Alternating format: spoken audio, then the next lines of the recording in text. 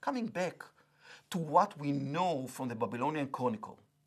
In the months of Tashritu, Tishrei in Hebrew, October 616 BCE, Egyptian and Assyrian forces headed down the Euphrates and attacked the city of Gablinu, but after failing, they withdrew. The Babylonian Chronicle contains no evidence of a continued Egyptian presence in the region, and the next time that Egypt assisted Assyria was 6 years later. It seemed that during this period Egypt made efforts to continue to establish its reign over the regions west of the Euphrates without sending forces beyond it. The collapse of Assyria in the following years was rapid. In the months of Adaru, of the 10th year of Nebuchadnezzar's rule, which is around March 615 BCE, the Babylonian forces managed to press the Assyrian army at the Tigris, pushing them to beyond the province of Arabha up to the lower Zab, causing many casualties and taking much plunder. At this stage, a real threat had already been leveled against the city of Assyria, and it is no wonder that only 2 months after the first campaign, in the months of Ayaru of the 11th year of Nebuchadnezzar's rule, around May 615 BCE, he gathered his army and set out against the ancient Assyrian capital.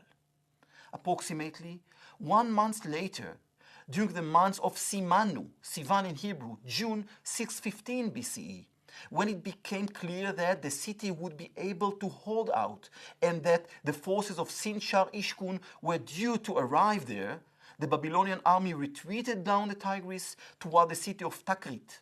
The Assyrians pursued the retreating Babylonian army and for 10 days laid siege to the city of Takrit. The Babylonian Chronicle contains victory for the besieged Babylonian force, and it seemed that after the failure of the Assyrians, they reversed direction and returned home. Approximately half a year later, in the early winter of 615 BCE, the army of the Medes entered the province of Arabha. However, the Babylonian Chronicle is fragmented at this point, and the relationship between the presence of the Medes in the region and the Babylonian presence there at the beginning of that same year is not clear. In any event, it is reasonable to assume that the Medes conquered the region as preparation for the campaign of the Assyrian city of Nineveh in the summer of the following year. In the months of Ab in Hebrew, of the 12th year of Nebuchadnezzar's rule, around July or August 614 BCE, the Medes left Arabha, attacked Kalchu, which is the city of Nimrud, and Nineveh, and continued rapidly further northward to capture the nearby city of Tarbitzu. Afterwards, they went back down the Tigris and laid siege to the city of Ashur. The Babylonian army came to the aid of the Medes only after the Medes had begun to decisive offensive against the city, capturing it, killing many of its residents, and taking many others as captives. In my opinion, it is possible to assume that the intention of this description in the Chronicles was to stress that the Babylonians had no part in the cruel conquest of the city. Nebuchadnezzar, the king of Babylon, and Umakishtar, king of the Medes, met near the ruins of the devastated city and signed an anti-Assyrian treaty which was to deal the final death blow to Assyria within a few years.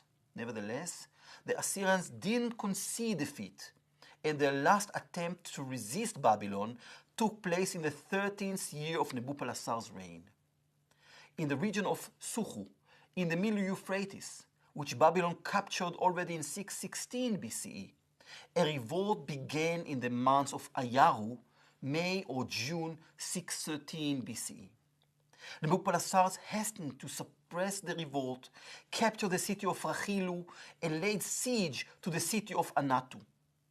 At the height of the siege, the Assyrian army, headed by Sinshar Ishkun, drew near, which led to the retreat of the Babylonian army, probably because the Babylonian army was not prepared for face-to-face combat against the Assyrians.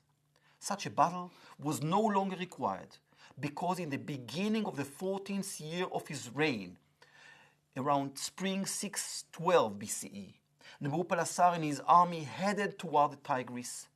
There he met Umakishtar and his army, and together the two kings proceeded toward Nineveh.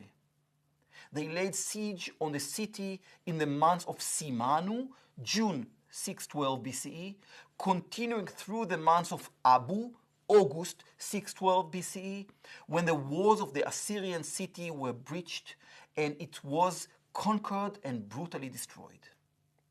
The Babylonian Chronicle contains references to the fate of Sinchar Ishkun, but this segment of the Chronicle is broken and unclear.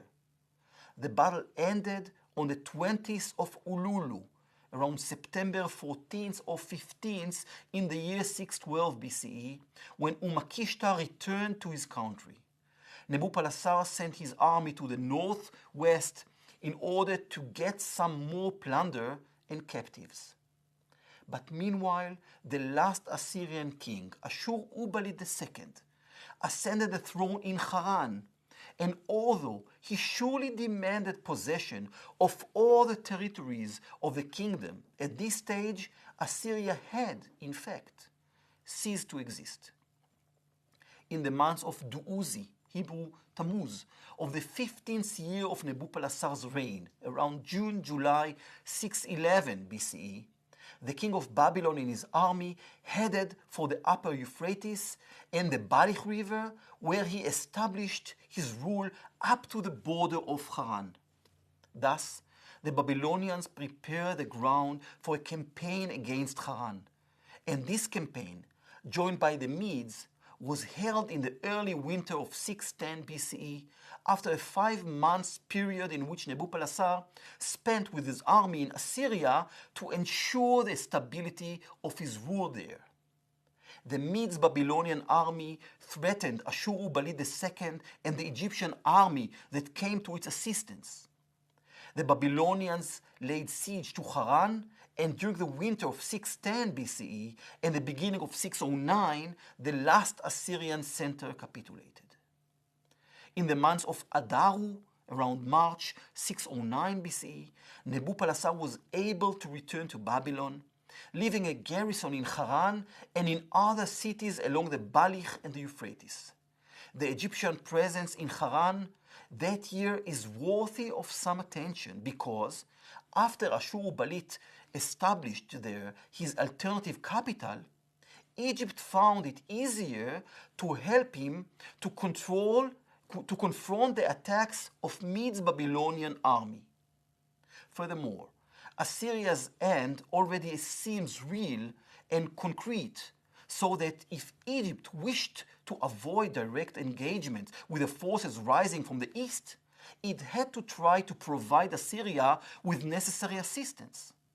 At the same time, it seemed that the main reason for the Egyptian presence across the Euphrates, on the banks of the Balich, was to rise to power of Necho II after the death of his father, Psammetichus I, in late July or August of 610 BCE. The conclusion is that only several months after taking the throne, Necho II initiated a campaign to aid Assyria, evidence of the cardinal importance he assigned to the last remaining chance to preserve their power base east of the Euphrates. This may also help explain the battle that took place only 3 months after the establishment of Babylonian rule in Haran around March 609 BCE.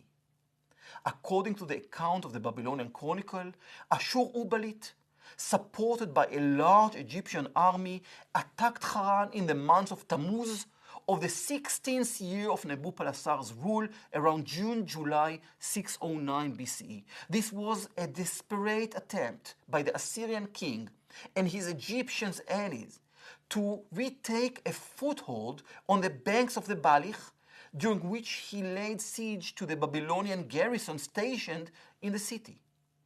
The siege lasted 2 months, until the month of Ululu, August or September 609 BCE, and the Assyrian-Egyptian army retreated when Nebuchadnezzar and his army came to rescue the city, or perhaps even earlier.